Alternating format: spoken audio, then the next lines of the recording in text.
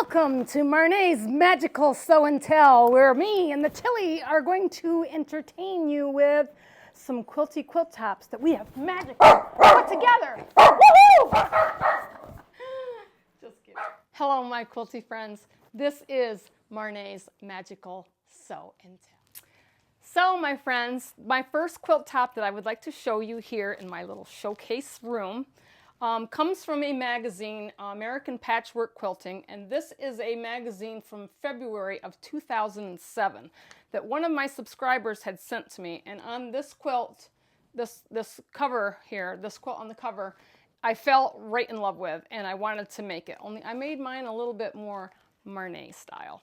So I am going to move the camera down, and I will show you what I have here. And if you can all see, I'm going to move this over just a little bit. I'm sorry I don't have the best area to show you things right now until that new magical sewing space gets done. This is where I'm going to have to kind of display.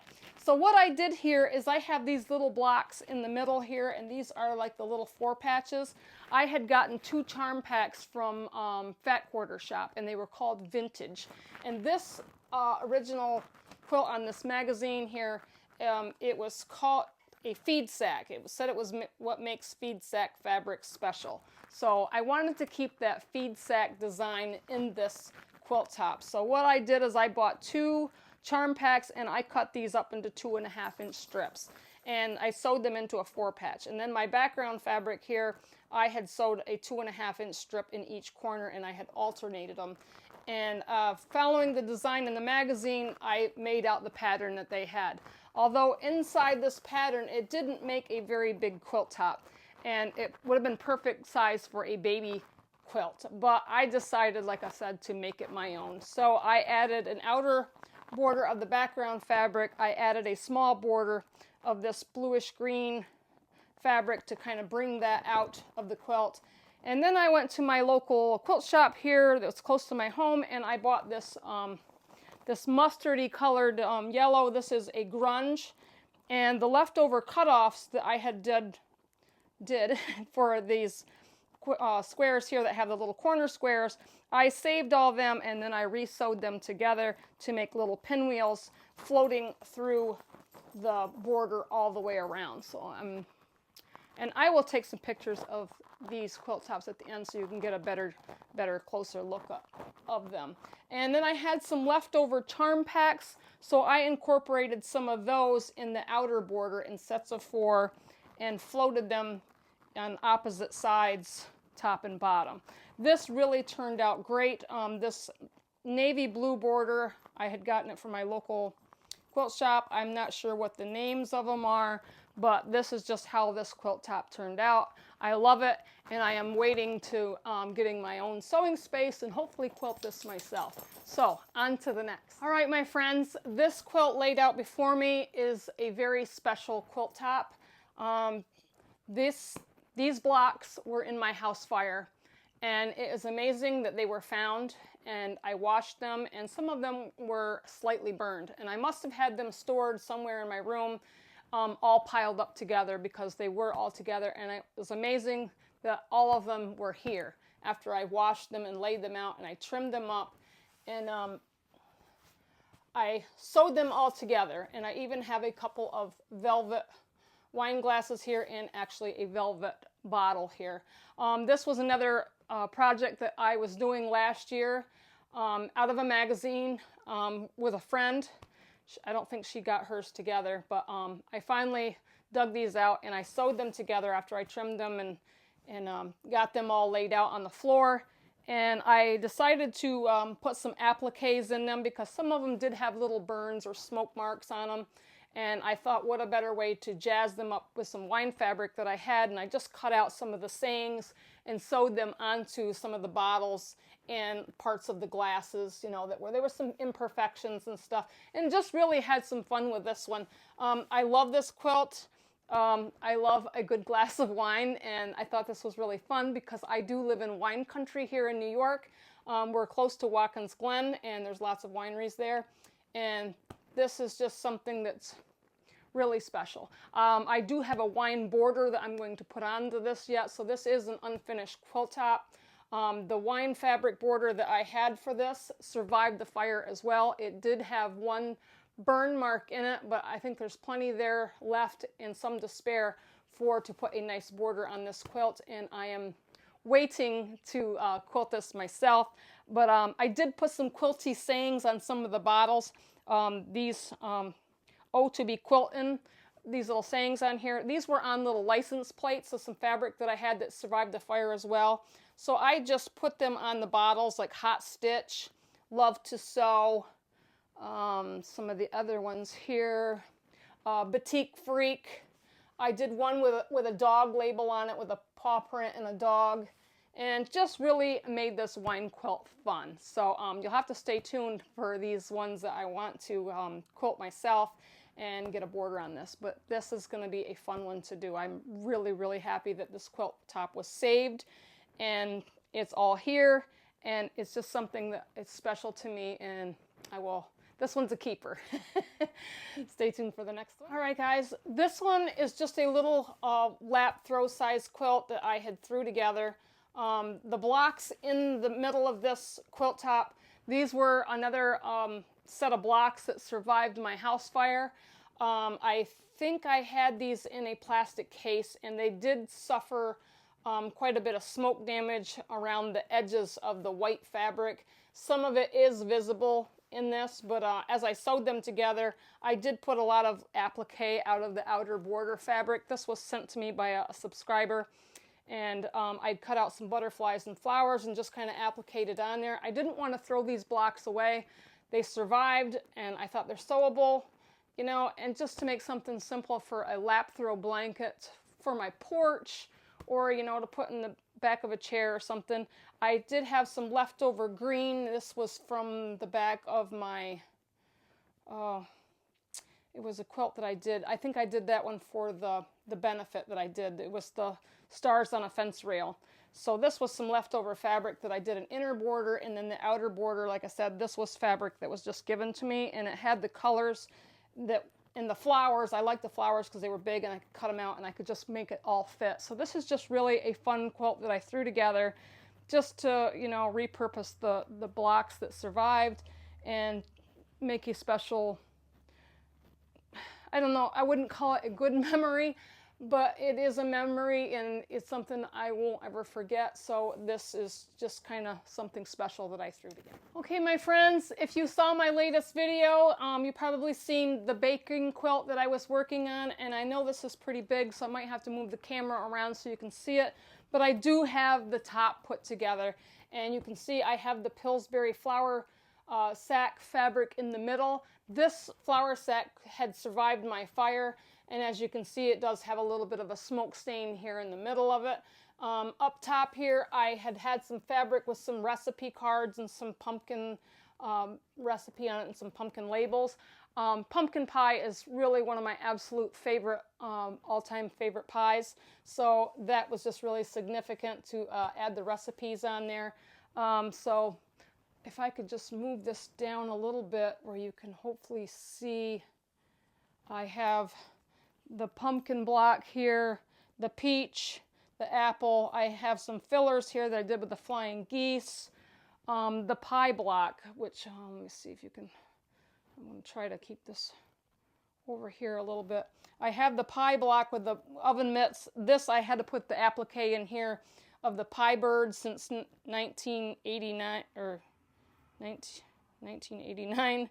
I don't know. I just thought that was really significant to put in there because I like pie birds. I don't know if most of you bake that you know what a pie bird is. And I even put a crow in here. And this block here was some cutoffs from some of the other blocks that I decided to put in here. Yeah, I used these fabrics. So these fabrics on this block were cutoffs from this top corner block here. And I had the bowls and the wooden spoon. I had the apron block, which I really love this block. The cake block, this is one of my favorites. I did the 4 stars. I did the mixing bowl with the spatula over here. And I will get some pictures so you can see this more up close. The pears down here on the bottom, I love these. And the seeds here, I did some applique. I actually drew them in with a marker, and then I took some brown and I heat and bonded them, then I stitched the seeds on. And I kind of wish I would have done that for the apple, but when I was took this over to Erin's shop, She's So Creative, she had some little seeds, and she suggested maybe I sew a couple apple seeds in there until he wants to get on the bed. The pumpkin over here, I really love this. Like I said, pumpkin pie is my favorite. Hey, look who gets up here. He's got to be in the midst. So I really like how this turned out. These fabrics here were given to me. I think they were fat 8s, and I took 2 of them and made that pumpkin block. I really love that. If I can move this over toward the cherry blocks, you'll see that I did those a 2-tone, you know, so I made them look like they were half ripe. There's some filler pinwheels.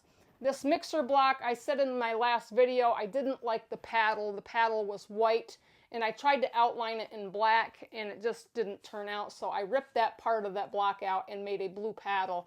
And I also added some mini rickrack for the cord. And the plugs here are heat and bond, and they were sewed on with fabric. So I made little fabric prongs there.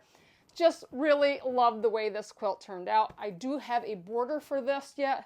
This is going to be a very big quilt.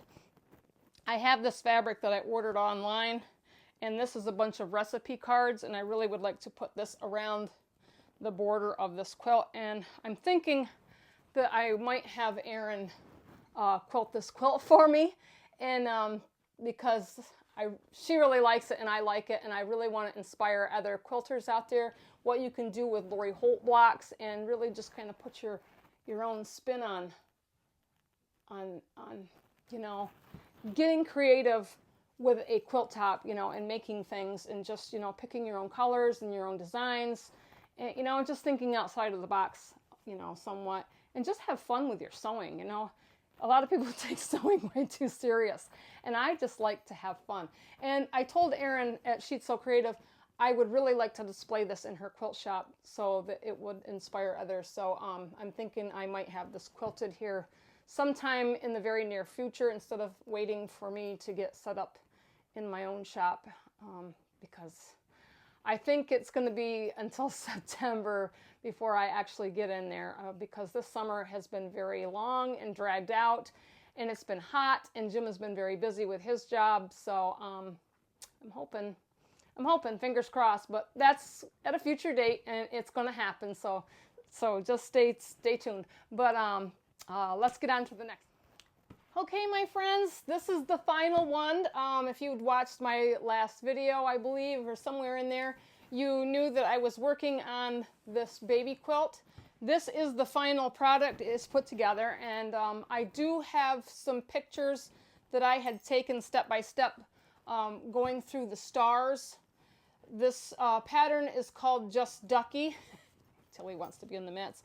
And it was a very simple pattern, but this one I had to jazz up in my own Marnae style as well. So I added chenille around my ducks. I added in the cattails here.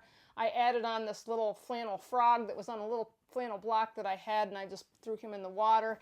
This duck here, I guess it looked like a diving duck, but it looked very odd to me, so I drew out some little orange feet. I heat and bonded them and stitched them down so they look like little duck feet.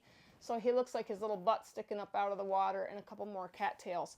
This quilt is a mixture of flannel and cottons. I like the texture and, you know, the softness in the cotton of this quilt, because it makes it very soft, but yet it makes it very cool. You know, this would be nice to lay a baby on. The colors in the background of my stars, I think this is like a raindrop. It was a child's pattern. The orange and the yellow were donated to me by one of the subscribers out there, and as well as the flannel green polka dot here and the blue polka dot, and then this middle in here was flannel as well. Really love the way this turned out. I'm going to take this to a baby shower soon. I did have Erin quilt this for me, and we quilted it with these little ducks, and you really can't see them, but maybe I can get some pictures at the end. The ducks are little ducks with rubber boots on, and it has like water in it. So I don't know if you can see one of the ducks right there probably, but I'll have to get a close-up of that. So on the back of the quilt, we did this really beautiful yellow. This was a remnant from Erin's shop. She has a lot of remnant cutoffs, so I needed just something big enough to fit this quilt. And I really loved the way it turned out, and I also binded it in the flannel that matched the blue inner borders of this quilt, and it just come together so nicely. I am really excited to give it to the new mommy.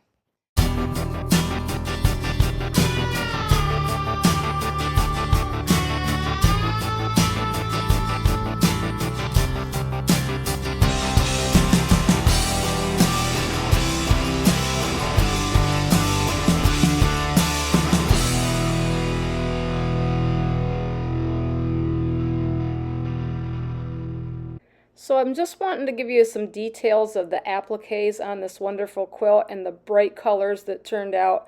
You can really get the idea what these blocks really are.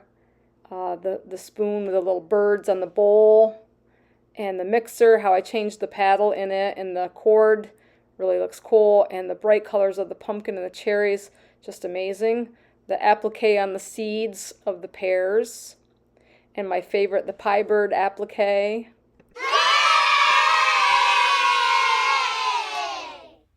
So one thing I want to say about these wine bottle glasses and bottles is they are all individual blocks, and these were made out of all batiks. And I just wanted you to see the details of the applique that I had thrown in on these blocks. So this is the picture inside the magazine of what this original quilt idea came from. So you can just kind of see the layout of how the blocks came together. And in this picture here, you can see the inside of my quilt and how beautiful the design looks in the bright vintage colors and the floating pinwheels that I had added in with the leftovers.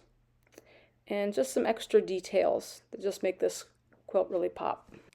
So my friends, I do hope that you enjoyed my little magical show and tell here at my country farmhouse. If you like this little video, please give me a like, leave a comment if you have any questions. I'm trying to produce some better videos and fun videos for you all for your entertainment. It is very hard to, you know, I have a small space here and I'm not quite ready in my new space, but it will be coming, I promise you. I do have some projects that I would like to bring you along in my next video, so if you would stay tuned. And don't forget to check out Erin's shop at Sheets So Creative, sheetsocreative.com. I will have Jim leave a link in the description box so you can check out some of Erin's new things that are coming into her shop. I am usually there every Friday and help her with the shop. I donate my time to her because I love her and she's done so much for me. And Erin, I love you. And her husband too. So I will be back at you in the next video. So stay tuned and I hope you magically enjoy.